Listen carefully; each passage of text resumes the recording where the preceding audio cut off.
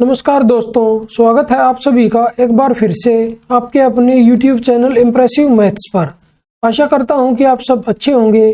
आज की इस वीडियो में हम SSC CGL 2022 टायर 2 के 6 मार्च 2023 को आए हुए मैथ के क्वेश्चंस को सोल्व करेंगे। तो चलिए स्टार्ट करते हैं अपने क्वेश्चन नंबर 1 से। क्वेश्चन नंबर 1 में हमसे cos 120 डिग्री का मान पूछा है, तो इसको हम क्या लिख सकते हैं? इसको हम लिख सकते हैं cos 90 डिग्री और प्लस में 30 डिग्री। अभी 90 प्लस 30 ये सेकंड क्वाड्रेंट है और सेकंड क्वाड्रेंट में cos माइनस होता है तो माइनस लिख लेंगे और cos 90 पे चेंज होगा तो ये क्या आ जाएगा? ये आ जाएगा माइनस साइन 30 डिग्री और साइन 30 डिग्री की वैल्यू होती है 1/2, तो ये वैल्यू आ जाएगी माइनस 1/2 और इसको हम लिख सकते हैं माइनस 0.5 के इक्वल और ये हमारा ऑप्शन नंबर है 2। तो चलिए बढ़ते अपने क्वेश्चन नंबर 2 की तरफ। क्वेश्चन नंबर 2 में हमें दिया हुआ है कि 24√3 फीट ऊंचे एक सीधे खड़े खंबे के सिर से एक सीधी खड़ी मीनार के शिखर का उन्नयन कोण 60 डिग्री था। यदि खंबे का आधार मीनार के आधार से 60 फीट की दूरी पर था तो मीनार की ऊंचाई फीट में क्या थी? तो सबसे पहले इधर हम एक खंबा बना लेते हैं और यहाँ पे हम एक मीनार बना लेते हैं और इन दोनों के बीच की दूरी हमें दी हुई है 60 फीट, वो लिख लेते हैं।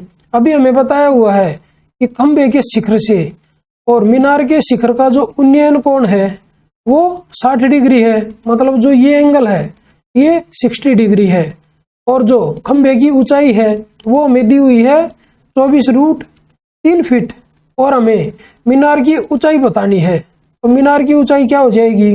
इधर से हम इतनी डिस्टेंस को h मान लेते हैं और जो ये इधर है 24√3 तो ये भी 24√3 होगी। अभी अगर इधर ये 60 है तो ये साइड भी 60 होगी। अभी इस ट्राइंगल में छोटे वाली में इसमें एंगल इधर 60 है और इधर एंगल 30 है, तो 30 के सामने है 60, तो 60 के सामने हो जाएगा 60√3। अभी अगर इन दोनों को ऐड करें तो ये मीनार की ऊंचाई आ जाएगी टोटल, तो मीनार की ऊंचाई हो जाएगी 84√3 फीट के इक्वल और ये हमारा ऑप्शन नंबर है 4। तो चलिए बढ़ते अपने क्वेश्चन नंबर 3 की तरफ। क्वेश्चन नंबर 3 में हमें दिया हुआ है कि सलोनी द्वारा 4 पेपरों में प्राप्त औसत अंक 51 है। तो 4 पेपरों का औसत है 51 और 5वें पेपर में उसे 56 अंक प्राप्त हुए। सभी 5 पेपरों में उसका नया औसत ज्ञात कीजिए। तो इसको हम लिख सकते हैं 51 और प्लस में 5, तो इधर से हम 51 ले लेते हैं तो ये 5 पेपरों का एवरेज हो जाएगा 51। अभी इधर एक्स्ट्रा कितना बच गया? 5 और इसको 5 पेपर्स में डिवाइड करना है तो प्रत्येक के हिस्से में आएगा 1, तो इसमें 1 ऐड कर देते हैं तो नया एवरेज आ जाएगा 5 पेपरों का 52 के इक्वल और ये हमारा ऑप्शन नंबर है 2। तो चलिए बढ़ते अपने क्वेश्चन नंबर 4 की तरफ। क्वेश्चन नंबर 4 में हमें दिया हुआ है कि ट्राइंगल ABC B पर समकोण है। तो सबसे पहले एक राइट एंगल ट्राइंगल ड्रॉ कर लेते हैं और ये B पॉइंट है, इसको A पॉइंट मान लेते हैं और इसको C पॉइंट। अभी हमें दिया हुआ है AB = 12 सेंटीमीटर, ये 12 सेंटीमीटर है और एंगल CAB = 60 डिग्री। CAB ये एंगल हमें दिया हुआ है 60 डिग्री के इक्वल। तो BC की लंबाई ज्ञात कीजिए, तो BC की लेंथ हमें बतानी है। तो ये एंगल है इधर 30 डिग्री, तो 30 के सामने भुजा है 12, तो 60 के सामने हो जाएगी 12√3 के इक्वल और यही हमें निकालना था और ये हमारा ऑप्शन नंबर है 1। तो चलिए बढ़ते अपने क्वेश्चन नंबर 5 की तरफ। क्वेश्चन नंबर 5 में हमें दिया हुआ है कि 3 छात्रों A, B और C द्वारा एक समस्या को हल करने की प्रोबेबिलिटी क्रमशः 3/7, 5/9 और 1/5 है। समस्या के हल होने की प्रोबेबिलिटी क्या होगी? तो इधर हम सबसे पहले प्रोबेबिलिटी ऑफ A लिख लेते हैं, मतलब A अगर समस्या को सॉल्व करेगा तो उसकी प्रोबेबिलिटी होगी 3/7 और A समस्या को सॉल्व नहीं करेगा तो उसकी प्रोबेबिलिटी क्या हो जाएगी? प्रोबेबिलिटी ऑफ A बार वो होगी 1 - 3/7, तो ये आ जाएगी 4/7 के इक्वल। ऐसे ही प्रोबेबिलिटी ऑफ B और वो हमें दी हुई है 5/9 और ऐसे ही प्रोबेबिलिटी ऑफ B बार हो जाएगी 4/9। ऐसे ही प्रोबेबिलिटी ऑफ C हमें दी हुई है 1/5 और ऐसे ही प्रोबेबिलिटी ऑफ C बार हो जाएगी 4/5 के इक्वल। अभी हमें क्वेश्चन में बताना है समस्या के हल होने की प्रोबेबिलिटी क्या होगी। अगर इन तीनों में से कोई भी एक समस्या को सॉल्व कर देगा ना तो वो समस्या सॉल्व हो जाएगी। तो हम ऐसा करते हैं, तो सबसे पहले प्रोबेबिलिटी निकालते हैं समस्या के सॉल्व ना होने की, और फिर उसको 1 में से माइनस कर देंगे तो समस्या के हल होने की प्रोबेबिलिटी आ जाएगी। तो वो क्या होगी, जो हमें रिक्वायर्ड प्रोबेबिलिटी चाहिए, तो रिक्वायर्ड प्रोबेबिलिटी होगी 1 माइनस समस्या के हल ना होने की प्रोबेबिलिटी, और ये इधर समस्या के हल ना होने की प्रोबेबिलिटी है। तो ये है 4/7 और इनटू में 4/9 और इनटू में 4/5। तो इनकी मल्टीप्लाई करनी है और 1 में से माइनस करना है। तो जो प्रोबेबिलिटी हमें चाहिए समस्या के हल होने की वो आ जाएगी। तो ये आएगा 1 माइनस 64 और अपॉन में 9 पंजे 45 और 7 7 पंजे 35 5 3 7 चौक 28 और 3 31। अभी अगर इसको सोल्व करें तो ये आ जाएगा 5 में से 4 गया 1, 11 में से 6 गया 5, इधर 2 और इसके अपॉन में आएगा 315। तो ये समस्या के सोल्व होने की प्रोबेबिलिटी आई है 251/315 और ये हमारा ऑप्शन नंबर है 3। तो चलिए बढ़ते अपने क्वेश्चन नंबर 6 की तरफ। क्वेश्चन नंबर 6 में हमसे पूछा है कि 10% और 10% की दो क्रमिक छूटें डैश एकल छूट के बराबर होगी। मतलब हमें सक्सेसिव डिस्काउंट निकालना है। वो आ जाएगा 10 + 10 और माइनस 10 × 10 अपॉन में 100। इसको सोल्व करके ये आ जाएगा 19% के इक्वल, और ये हमारा ऑप्शन नंबर है 2। तो चलिए बढ़ते अपने क्वेश्चन नंबर 7 की तरफ। क्वेश्चन नंबर 7 में हमें दिया हुआ है यदि x और y का HCF 15 है तो 36x² माइनस 81y² और 81x² माइनस 9y² का HCF डैश से विभाज्य होगा। मतलब हम इसका और इसका HCF निकाल लेते हैं सबसे पहले। अभी इसमें और इसमें क्या कॉमन है, 9 कॉमन है और x और y दिए हुए हैं और x और y का HCF 15 है। मतलब x में भी 15 है और y में भी 15 है, तो एक 15 और कॉमन आ जाएगा, तो इनटू में 15। तो ये क्या आ जाएगा, ये आ जाएगा 15 × 135। मतलब जो इनका HCF आया है वो 135 से डिवाइड होगा, और ये हमारा ऑप्शन नंबर है 1। तो चलिए बढ़ते अपने क्वेश्चन नंबर 8 की तरफ। क्वेश्चन नंबर 8 में हमें दिया हुआ है यदि 4x² + y² = 40 है और xy = 6 है तो 2x + y का मान ज्ञात कीजिए। अगर इसके हम टुकड़े करें 6 के, तो एक टुकड़ा आएगा 1 × 6 और एक आएगा 2 × 3। अभी ये वाली वैल्यू और ये वाली वैल्यू इस इक्वेशन में रख लेते हैं। तो अभी अगर फर्स्ट वाली वैल्यू रखें तो x की जगह 1 रखेंगे और y की जगह 6, तो 6 का स्क्वायर 36 और 1 का स्क्वायर 1, तो 4 × 1 तो 36 + 4 40। तो इधर से हमें डायरेक्ट x और y की वैल्यू पता चल गई, तो इस इक्वेशन में रख देते हैं। तो x की वैल्यू 1 मतलब 2 और प्लस में y की वैल्यू 6, तो हमारा आंसर आ जाएगा 8 के इक्वल। और एक दूसरा तरीका है, इसका हम स्क्वायर कर देते हैं, तो 2x + y का होल स्क्वायर, ये आ जाएगा 4x² और प्लस में y² और प्लस में 4xy। अभी इसमें अगर वैल्यू रखें तो इसकी वैल्यू है 40 और प्लस में xy की वैल्यू है 6, तो 6 × 4 तो 24, तो 2x + y इस पूरे का होल स्क्वायर, इसकी वैल्यू आ जाएगी 64 के इक्वल। और ये स्क्वायर अगर हटाएं तो 2x + y की वैल्यू आ जाएगी 8 के इक्वल, तब भी हमारा आंसर सेम ही आएगा, और ये हमारा ऑप्शन नंबर है 2। तो चलिए बढ़ते हैं अपने क्वेश्चन नंबर 9 की तरफ। क्वेश्चन नंबर 9 में हमसे पूछा है 5 सेंटीमीटर त्रिज्या वाले एक वृत्त के अंदर बने वर्ग का परिमाप क्या है। तो सबसे पहले इधर हम एक सर्कल ड्रॉ कर लेते हैं और इसके अंदर हम एक वर्ग बना लेते हैं। ये हमारा वर्ग है। अभी अगर इसको इसके साथ मिला दें तो ये सर्कल का डायमीटर भी होगा और रेडियस है 5 सेंटीमीटर, तो ये भुजा आ जाएगी 10 के इक्वल। तो अभी अगर इसकी साइड को हम a मान लें तो जो ये वर्ग का विकर्ण है ये √2a के इक्वल होगा, और √2a की वैल्यू क्या है, ये 10 के इक्वल है। तो इधर से अगर a की वैल्यू निकालें तो वो आ जाएगी 10 अपॉन में √2 के इक्वल। अगर इसको सोल्व करें तो रेशनलाइज करेंगे तो ये आएगा 5√2 के इक्वल। और हमें बताना है वर्ग का परिमाप, और वर्ग का परिमाप होता है 4a के इक्वल, तो ये आएगा 20√2 के इक्वल, और ये हमारा ऑप्शन नंबर है 1।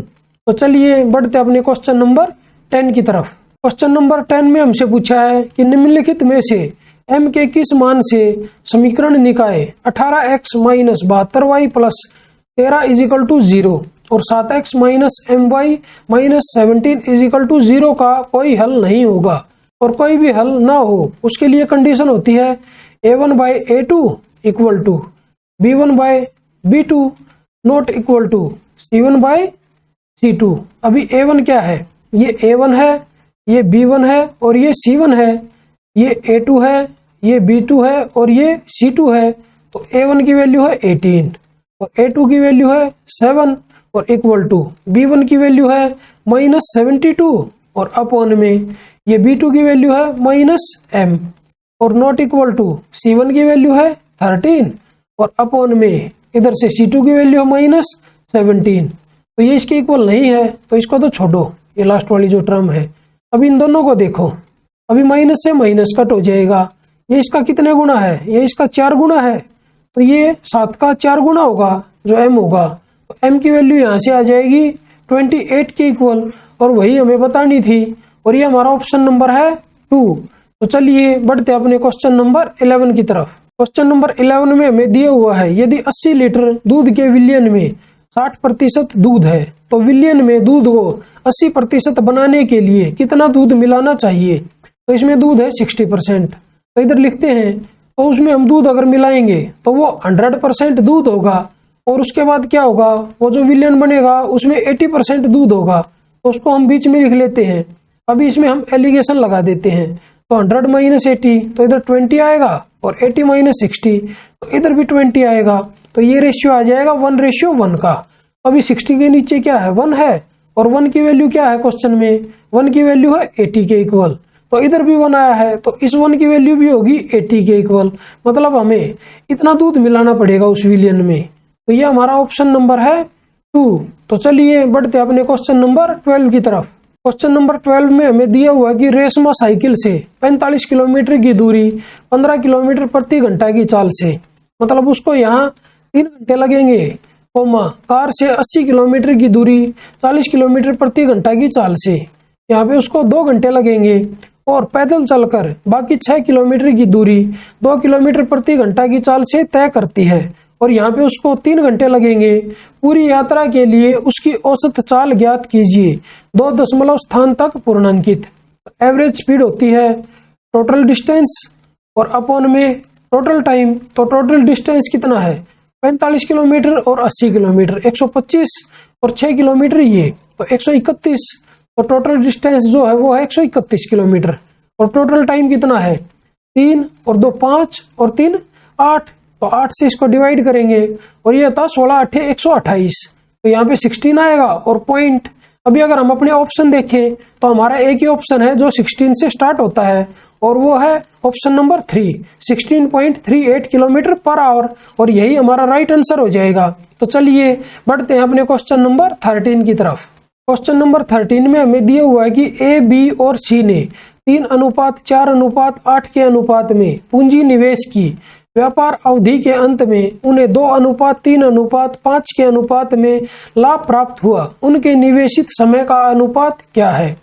तो उनके टाइम का रेशियो हो जाएगा, जो उनका लाभ का अनुपात है वो लिख लेते हैं 2 3 और 5 और इसको हम डिवाइड करेंगे उनकी पूंजी के अनुपात से, तो अपॉन में 3 और अपॉन में 4 और अपॉन में 8, तो ये टाइम का रेशियो आ जाएगा। अभी हम ऐसा करते हैं इन सभी को 24 से मल्टीप्लाई कर देते हैं, तो इधर भी इंटू 24 और इधर भी इंटू 24, 3 से इसको कट करें 8 तो यह आएगा 16। इसको अगर सोल्व करें तो 4 6 24 और 6 तिया 18, 8 तिया 24 और 5 तिया 15, तो उनके समय का अनुपात आया है 16:18:15 और ये हमारा ऑप्शन नंबर है 2। तो चलिए बढ़ते अपने क्वेश्चन नंबर 14 की तरफ। क्वेश्चन नंबर 14 में हमें दिया हुआ है कि एक पिरामिड का आधार एक समबाहु त्रिभुज है जिसकी प्रत्येक भुजा की लंबाई 8 सेंटीमीटर है, इसका त्रियक कोण स्लांट एज 24 सेंटीमीटर है, पिरामिड का संपूर्ण पृष्ठीय क्षेत्रफल सेंटीमीटर स्क्वायर में कितना है। तो सबसे पहले हम एक समबाहु त्रिभुज बना लेते हैं, ये पिरामिड का आधार है, यहाँ से हम एक हाइट बना लेते हैं उसकी और इधर से हम अगर इसको मिलाएं और इसको मिलाएं, ये है स्लांट एज और इसकी वैल्यू दी हुई है 24 के इक्वल, तो ये भी 24 और जो समबाहु त्रिभुज की भुजा है वो हमें 8 दी हुई है, ये इधर 8 और इधर 8, ये भुजा भी 8 है। अभी अगर इधर से हम एक परपेंडिकुलर ड्रॉ करें इस पे, तो ये इस भुजा का लंबसम द्विभाजक होगा, मतलब ये एंगल 90 डिग्री का होगा, और ये इधर भुजा 4 और ये भुजा भी 4 होगी। अभी अगर हम ये एक राइट एंगल ट्राइंगल ले लें, ये इधर वाली, तो इसमें इधर 4 है, इधर 24 है, तो इनका अनुपात हो जाएगा 1:6। तो ये भुजा क्या आ जाएगी यहाँ से, 6 6 36 - 1, तो √35, और 4 से हमने कट किया था तो 4 से मल्टीप्लाई कर देते हैं, तो ये इधर से इसकी सलांट हाइट भी आई है और वो आई है 4√35 के इक्वल। इसको हम मान लेते हैं स्मॉल l के इक्वल। तो अभी हमें बताना है पिरामिड का संपूर्ण पृष्ठीय क्षेत्रफल, तो टोटल सरफेस एरिया हो जाएगा पिरामिड का आधार का क्षेत्रफल और प्लस में लेटरल सरफेस एरिया। अभी अगर इसको सोल्व करें तो आधार का क्षेत्रफल है √3/4 और a की वैल्यू है 8, तो 8 × 8 और प्लस में लेटरल सरफेस एरिया हो जाएगा अर्ध परिमाप और गुणा में त्रियक ऊंचाई, मतलब स्लांट हाइट, वो हमें पता है, ये भी पता है, और अर्ध परिमाप हम निकाल लेते हैं सेमी पेरीमीटर, तो 8 × 24, 24 का आधा होगा 12, और इनटू में यह आ जाएगा 4√35। अभी अगर इसको सोल्व करें तो 4 दूनी 8, यह आ जाएगा 8 दूनी 16 √3 और प्लस में 12 चौक 48 और √35। ये हमारा ऑप्शन नंबर है 4। तो चलिए बढ़ते अपने क्वेश्चन नंबर 15 की तरफ। क्वेश्चन नंबर 15 में हमसे इस व्यंजक की वैल्यू पूछी है, तो इसमें सबसे पहले हम छोटी ब्रैकेट को सॉल्व करेंगे। तो अभी इसको सॉल्व करें तो यह आ जाएगा 3 + में 6 और इनटू में अभी अगर इसको सॉल्व करेंगे तो यह आ जाएगा 9 और 3 12 और 2 14, तो -14 और डिवाइड में इधर है 7। अभी अगर इसको सॉल्व करें और इस पूरे को सॉल्व करें तो यह आ जाएगा 1 और -2 और इनटू में -1, तो यह आ जाएगा +2। अभी अगर इसको सॉल्व करें तो यह आएगा 3 + में 6 × -14 और अपॉन में यह आ जाएगा 7 × 3, तो 7 से इसको कट करेंगे तो ये -2 आएगा, 3 से इसको कट करेंगे तो इधर 2 आएगा। तो अभी अगर इसको लिखें तो यह आएगा 3 - 4 और यह आ जाएगा -1 के इक्वल, और यह हमारा ऑप्शन नंबर है 2। तो चलिए बढ़ते अपने क्वेश्चन नंबर 16 की तरफ। क्वेश्चन नंबर 16 में हमें दिया हुआ है कि श्रीमती दीपा देवी अपने वेतन का 30% बचाती है। यदि उन्हें वेतन के रूप में प्रति माह ₹42,000 मिलते हैं तो उनका मासिक व्यय क्या है। तो दीपा के वेतन को हम 100 मान लेते हैं। अभी 30% की बचत करती है तो खर्चा कितना करती है, 70% का, और हमें दिया हुआ है कि उन्हें वेतन के रूप में प्रति माह 42,000 मिलते हैं, मतलब जो 100 की वैल्यू है वो 42,000 के इक्वल है। तो एक की वैल्यू क्या हो जाएगी इधर से 420 के इक्वल, और हमें बताना है उनका मासिक व्यय, तो मतलब हमें 70 की वैल्यू निकालनी है। तो 70 की वैल्यू हो जाएगी 420 × 70 और इनको मल्टीप्लाई करके आ जाएगा 0 0 7 दूनी 14 4 1 हासिल 7 चौक 28 और 1 29, तो यह आ जाएगा 29,400 के इक्वल, और ये हमारा ऑप्शन नंबर है 4। तो चलिए बढ़ते अपने क्वेश्चन नंबर 17 की तरफ। क्वेश्चन नंबर 17 में हमें दिया हुआ है कि निम्नलिखित को सरल कीजिए। ये व्यंजक हमें दिया हुआ है, इसको सोल्व करना है। तो इधर है 225 और ये 15 का स्क्वायर होता है, तो इधर 15 आ जाएगा, और 154 और प्लस में 15 ये होता है 169 और इसका रूट, तो ये आ जाएगा 13 के इक्वल। अभी 13 + 108 इन दोनों को अगर ऐड करेंगे तो 13 और 8 21, तो यह आएगा 121 और इसका रूट, तो इसको सॉल्व करेंगे तो यह आएगा 11, और इधर है 25 और प्लस में 11, तो इन दोनों को ऐड करेंगे तो 36 और उसका रूट, तो यह आ जाएगा 6 के इक्वल। अभी 10 + 6 तो आएगा 16 और उसका रूट आ जाएगा 4 के इक्वल, मतलब जो ये इतनी टर्म थी ये ऊपर वाली, इसको सॉल्व करके आया है 4, तो इधर लिख लेते हैं 4 और अपॉन में अभी इसमें से हम 16 कॉमन ले लेते हैं, तो अंदर क्या बचेगा 1 + 19.25 और इसका रूट। अभी अगर इसको सॉल्व करें तो यह आएगा 4 अपॉन में 16 और इनटू में 20.25 और इसका रूट, तो यह आ जाएगा 4 अपॉन में 4 × 20.25 होता है 4.5 का स्क्वायर, तो 4 से 4 कट होगा, तो यह आ जाएगा 10 अपॉन में 45। 5 से इसको कट करेंगे तो इधर 2 आएगा और इधर 9 आएगा, तो ये इक्वल आएगा 2/9 के, और ये हमारा ऑप्शन नंबर है 2। तो चलिए बढ़ते अपने क्वेश्चन नंबर 18 की तरफ। क्वेश्चन नंबर 18 में हमें दिया हुआ है कि एक समलंब की दो समानांतर भुजाओं की लंबाई के बीच का अंतर 12 सेंटीमीटर है। तो भुजाओं को हम ए और बी मान लेते हैं। तो a minus B is equal to 12 centimetre दिया हुआ है। इन दोनों समानांतर भुजाओं के बीच की लंबवत दूरी 60 सेंटीमीटर है, मतलब हमें हाइट दी हुई है 60 सेंटीमीटर। यदि समलंब का क्षेत्रफल 1380 सेंटीमीटर स्क्वायर है तो प्रत्येक समानांतर भुजा की लंबाई सेंटीमीटर में ज्ञात कीजिए। तो समलंब चतुर्भुज का क्षेत्रफल होता है 1/2 और इंटू में समानांतर भुजाओं का योग और इंटू में ऊंचाई h, तो वो है 60, और ये इक्वल हमें दिया हुआ है 1380 के। अभी अगर इसको सोल्व करें तो 2 से इसको कट करेंगे तो इधर 30 आएगा, 0 से 0 कट होगी, 3 से इसको कट करें तो 3 चौक 12 और 3 6 18। a प्लस बी की वैल्यू आ जाएगी 46 के इक्वल। अभी एक इक्वेशन ये है और एक ये है, तो दोनों को सोल्व करके a और b की वैल्यू निकाल देंगे। तो a की वैल्यू आ जाएगी 46 + 12, ये आ जाएगा 8, 4 और 1 5, और डिवाइड बाई 2, तो a की वैल्यू आ जाएगी 29। ऐसे ही अगर b की वैल्यू निकालनी हो तो इसका और इसका डिफरेंस लेंगे, तो वो आ जाएगा 4 और इधर 3, और इसको 2 से डिवाइड करेंगे तो b की वैल्यू आ जाएगी 17 के इक्वल, और ये हमारा ऑप्शन नंबर है 3। तो चलिए बढ़ते अपने क्वेश्चन नंबर 19 की तरफ। क्वेश्चन नंबर 19 में हमसे पूछा है कि निम्नलिखित आंकड़ों का बहुलक क्या होगा। मतलब जो ये आंकड़े हमें दिए हुए हैं इनका हमें मोड बताना है, और मोड वो संख्या होती है जो इस डाटा में सबसे ज्यादा बार होती है। अगर हम इसमें देखें तो इधर 27, इधर भी 27 और इधर भी 27, ये 27 सबसे ज्यादा बार है इसमें, तो इसका मोड हो जाएगा 27, और यही हमारा आंसर होगा, और ये हमारा ऑप्शन नंबर है 2। तो चलिए बढ़ते अपने क्वेश्चन नंबर 20 की तरफ।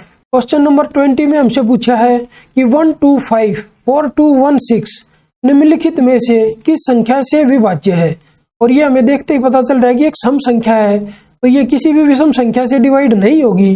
तो ये वाला ऑप्शन और ये वाला ऑप्शन कट हो जाएंगे। अभी हमारा बचा ऑप्शन नंबर 1 और ऑप्शन नंबर 2, और इसमें से भी हमारा आंसर हो जाएगा 8, क्योंकि अगर हमारा आंसर होगा 16, अगर ये संख्या 16 से डिवाइड होगी तो ये संख्या 8 से भी डिवाइड होगी, और उस केस में हमारे 2 आंसर आ जाएंगे। तो इसलिए जो ये ऑप्शन नंबर 1 है ये भी हमारा आंसर नहीं होगा, इसलिए हमारा आंसर होगा ऑप्शन नंबर 2। तो चलिए बढ़ते अपने क्वेश्चन नंबर 21 की तरफ। क्वेश्चन नंबर 21 में हमें दिया हुआ है यदि एक बेलन का वक्र पृष्ठीय क्षेत्रफल 126 पाई सेंटीमीटर स्क्वायर है और इसकी ऊंचाई 14 सेंटीमीटर है, तो बेलन का आयतन क्या होगा। तो वक्र पृष्ठीय क्षेत्रफल दिया हुआ है 126 पाई, तो 2 पाई आर एच की जो वैल्यू है वो है 126 पाई के इक्वल, और हाइट हमें दी हुई है 14 सेंटीमीटर, तो हमें वॉल्यूम निकालना है, और बेलन का वॉल्यूम होता है पाई आर स्क्वायर एच के इक्वल। तो इसको हम लिख सकते हैं पाई आर एच और इनटू में आर। अभी इधर से अगर पाई आर एच की वैल्यू निकालें तो वो हो जाएगी 63 पाई के इक्वल, और इधर से अगर आर की वैल्यू निकालें तो वो आ जाएगी आर इक्वल टू, पाई से पाई कट हो जाएगा, तो आर की वैल्यू आएगी 63/h, और एच की वैल्यू है 14। अब ये सारी वैल्यू इसमें रख देते हैं, तो पाई आर एच की वैल्यू है 63 पाई, तो इसमें रख लेते हैं, तो ये इधर आ जाएगा 63 पाई, और इनटू में आर की वैल्यू है 63 और अपॉन में 14, और जो भी हमारे ऑप्शन है उनमें पाई है तो पाई को हम ऐसे ही रहने देते हैं, तो ये 7 से कट हो जाएगा, तो 7 दूनी 14 और ये आएगा 7 नीम 63। तो अब इसको अगर सोल्व करें तो ये आ जाएगा 9 तिया 27, 7 2 असिल, 9 6 54 और 2 56 और पाई और अपॉन में 2। अभी अगर इसको सोल्व करें तो 2 दूनी 4, 2 8 16, 2 तिया 6 और इधर आएगा 1/2 और पाई, यह आ जाएगा सेंटीमीटर क्यूब में, तो यह आया है 283 सही 1/2 पाई सेंटीमीटर क्यूब, और ये हमारा ऑप्शन नंबर है 1। तो चलिए बढ़ते अपने क्वेश्चन नंबर 22 की तरफ। क्वेश्चन नंबर 22 में हमें दिया हुआ है कि एक नमूना आंकड़ों का माध्य 60 और माध्य का 48 है, तो इस बंटन का बहुलक ज्ञात कीजिए। मतलब हमें मीन दिया हुआ है, मीडियन दी हुई है और हमसे मोड पूछा है, तो इन तीनों का एक डायरेक्ट रिलेशन होता है, तो मोड इक्वल टू होता है 3 इंटू मीडियन, इधर मीडियन लिख लेते हैं, और माइनस में 2 इंटू मीन। अब इधर से वैल्यू रख देते हैं इसमें, तो इक्वल टू यह आ जाएगा 3 इंटू मीडियन है 48 तो 48 और माइनस 2 इंटू मीन दिया हुआ है 60, तो इंटू में 60। अभी अगर इसको सोल्व करें तो ये आ जाएगा 16 निम्मा 144 और माइनस 8 दूनी 120, इसमें से इसको माइनस करेंगे तो ये आएगा 24 के इक्वल। मतलब जो हमारा मोड आया है वो आया 24 और ये हमारा ऑप्शन नंबर है 2। तो चलिए बढ़ते अपने क्वेश्चन नंबर 23 की तरफ। क्वेश्चन नंबर 23 में हमें दिया हुआ है, यदि रुपए 6500 की राशि अर्धवार्षिक रूप से चक्रवृद्धि होने वाले 10% वार्षिक चक्रवृद्धि ब्याज पर 2 वर्षों के लिए उधार ली जा रही है तो मिश्र धन केवल पूर्णांक मान ज्ञात कीजिए। तो प्रिंसिपल हमें दिया हुआ है 6500, अभी इधर दिया हुआ है अर्धवार्षिक रूप से, तो रेट हो जाएगी हाफ और टाइम हो जाएगा डबल। तो इधर से रेट हो जाएगी 5% और टाइम जो है वो हो जाएगा 4 वर्ष। अभी हमें मिश्र धन बताना है, तो हम ऐसा करते हैं इसका सक्सेसिव परसेंटेज निकाल लेते हैं रेट का। तो इधर 4 बार लिखेंगे उसको क्योंकि 4 वर्ष है, तो ये आ जाएगा 5 + 5। तो सबसे पहले 2 5 को ले लेते हैं, तो प्लस में 5 × 5 25 और बटे में 100, तो इसको सोल्व करके आ जाएगा 10.25। ऐसे ही 2 5 बचेंगे तो उनका भी आ जाएगा 10.25%। तो हमारे पास स्टार्टिंग में 4% थे, अभी उसके बाद बच गए 2, एक ये और एक ये। अब इन दोनों का फिर सक्सेसिव परसेंटेज निकाल लेंगे, तो ये आ जाएगा 10.25 और प्लस में 10.25 और प्लस में ये आ जाएगा 10.25 इंटू 10.25 और अपॉन में 100। अभी अगर इसको सोल्व करें तो ये आ जाएगा 20.5 और प्लस में अगर ये इधर 10 और 10 ही होता तो ये इधर 1 आ जाता, तो हम इस 0.25 को इग्नोर कर देते हैं क्योंकि ये 1 से जरा सा ही ज्यादा आएगा। तो ये परसेंटेज कितना आ जाएगा 21.5%। और इससे जो हमारा आंसर निकलेगा, जो एक्चुअल आंसर होगा वो जरा सा ही ज्यादा होगा, तो वो हम अपने ऑप्शन में से देख लेंगे। तो हम 6500 का 21.5% निकाल लेते हैं। तो सबसे पहले हम इसका 21% निकाल लेंगे, इंटू में 21, तो ये आ जाएगा 21 पंजे 105, 5 10 हासिल, 21 छिका 126 और 10 136, तो यह है 21% 1365 के इक्वल। अभी हम 6500 का 0.5% निकाल लेते हैं, तो यह आ जाएगा 2 तिया 6, 2 दूनी 4 और 0.5। अभी अगर इसको ऐड करें तो इधर 0.5, इधर 7, इधर 9 और इधर 3 और 1, तो यह है 1397.5। तो इसको अगर 6500 में मैं ऐड करूं तो ये हमारा आ जाएगा 1397.5। इसको ऐड करके आएगा 0.5, इधर 7, इधर 9, इधर 8 और इधर 7, तो ये हमारा है 7897.5। और जो भी हमारा आंसर होगा इससे जरा सा ही ज्यादा होगा। अगर हम अपने ऑप्शन देखें तो ये तो इससे कम है, तो ये हमारा आंसर नहीं हो सकता। और ये वाला ऑप्शन जो है ये इससे काफी ज्यादा है, तो इसके जो करीब आंसर आएगा वो आएगा 7900 और ये हमारा ऑप्शन नंबर है 1।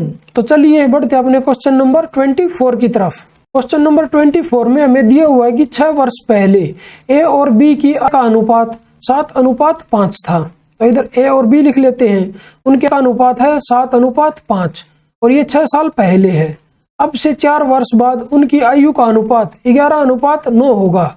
तो +4 मतलब 4 वर्ष बाद उनकी आयु का अनुपात होगा 11:9। तो वर्तमान में ए की आयु कितनी है? तो इन दोनों का डिफरेंस देख लेते हैं। तो यहाँ पे डिफरेंस है 4 और यहाँ पे भी डिफरेंस है 4।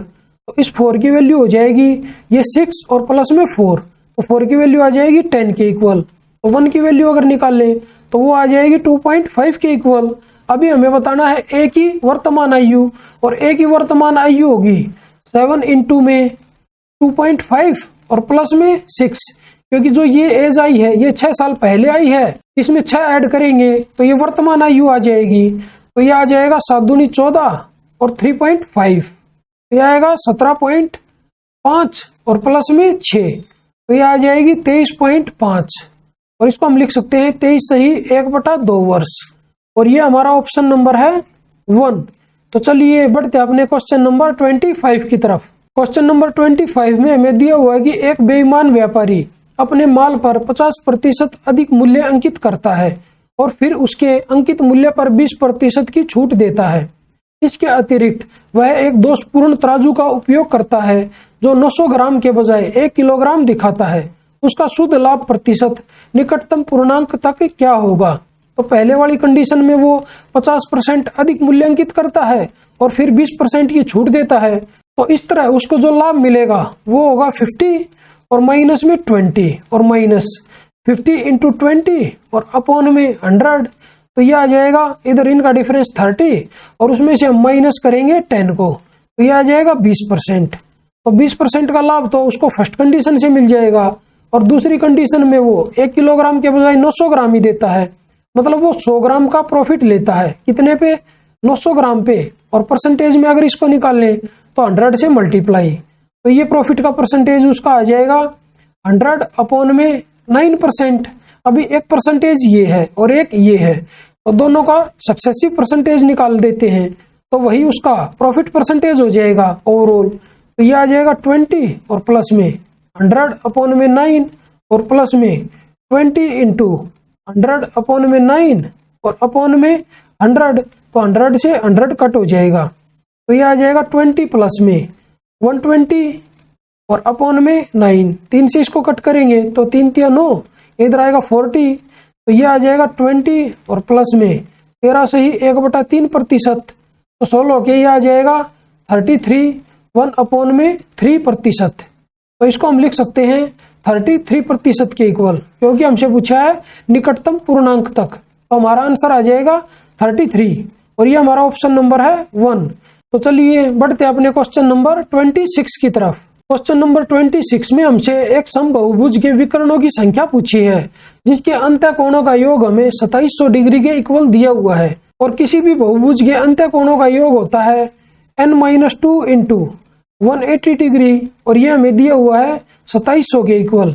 अभी अगर इसको सोल्व करें तो 0 से 0 कट होगी, 18 से इसको कट करेंगे तो 18 कम 18 और 18 पंजे 90, तो यहाँ से n की वैल्यू आ जाएगी 17 के इक्वल। और n है भुजाओं की संख्या, तो हमें विकर्णों की संख्या बतानी है, तो विकर्णों की संख्या होती है n इंटू n-3 और डिवाइड बाई 2, तो n की वैल्यू है 17 और इंटू में 14 और अपॉन में 2 से इसको कट करेंगे तो 7 आएगा, तो यह आ जाएगा 17 से 119, तो विकर्णों की संख्या आ जाएगी 119 के इक्वल और यह हमारा ऑप्शन नंबर है 1।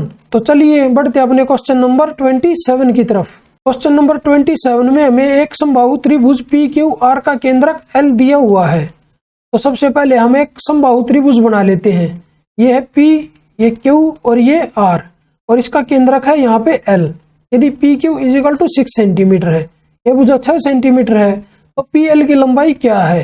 तो यहाँ से PL इसकी लेंथ हो जाएगी 6 अपॉन में √3 के इक्वल। अभी अगर इसको सोल्व करें तो यह आ जाएगा 2√3 के इक्वल।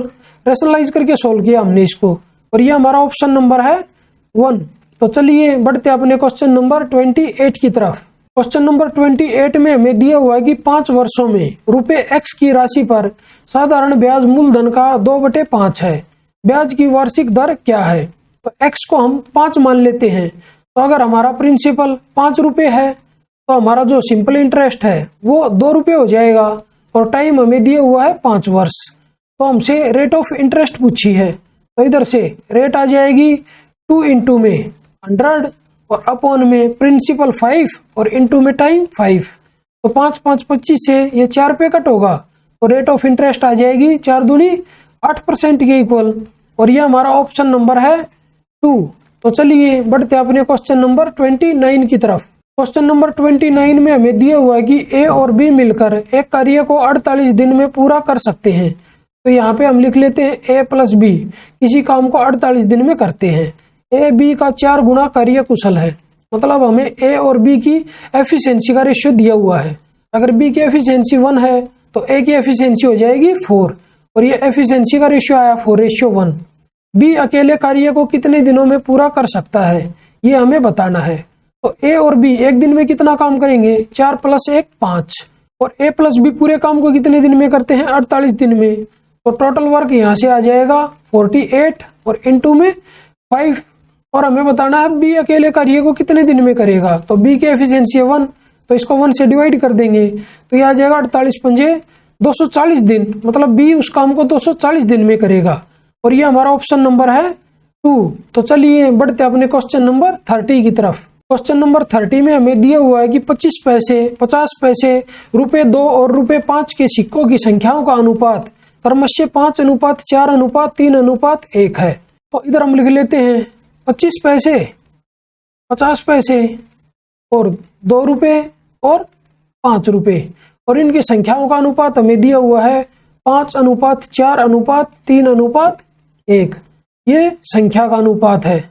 अभी अगर हम मूल्य का अनुपात निकालें तो वो आ जाएगा, इधर 25 पैसे के 5 सिक्के हैं तो ये आएगा 1.25 के इक्वल, और 50 पैसे के 4 सिक्के हैं तो ये आ जाएगा 2 रुपए के इक्वल, और 2 रुपए के 3 सिक्के हैं तो ये आएगा 6 रुपए, और 5 रुपए का 1 सिक्का है तो इधर आएगा 5। अभी हम इन सबको 100 से मल्टीप्लाई कर देते हैं, तो इधर 100 और इधर भी 100 और इधर भी 100 और इधर भी 100। अभी इधर दशमलव से ये 100 कट हो जाएगा।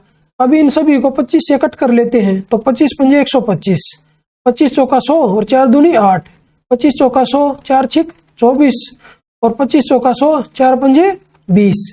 ये इनके मूल्य का अनुपात आया है।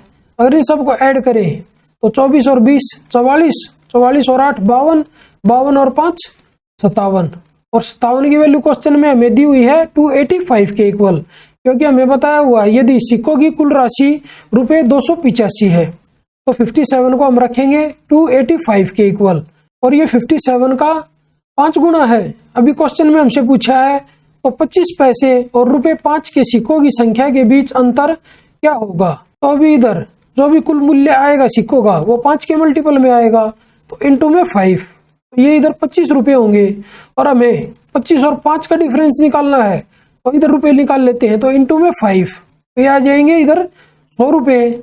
अभी ये इधर 25 रुपए हैं तो इसमें 25 पैसे के कितने सिक्के होंगे, 1 रुपए में और 25 पैसे के सिक्के होते हैं 4, तो 25 में होंगे 25 चौका 100 सिक्के, तो जो 25 पैसे के सिक्के हैं वो है 100।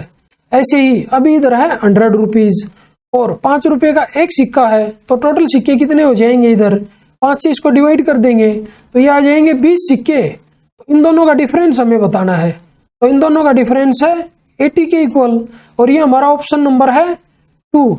तो चलिए आज की इस वीडियो को यहीं पे समाप्त करते हैं और जल्दी ही मिलते हैं एक नई वीडियो में एक नए पेपर के साथ।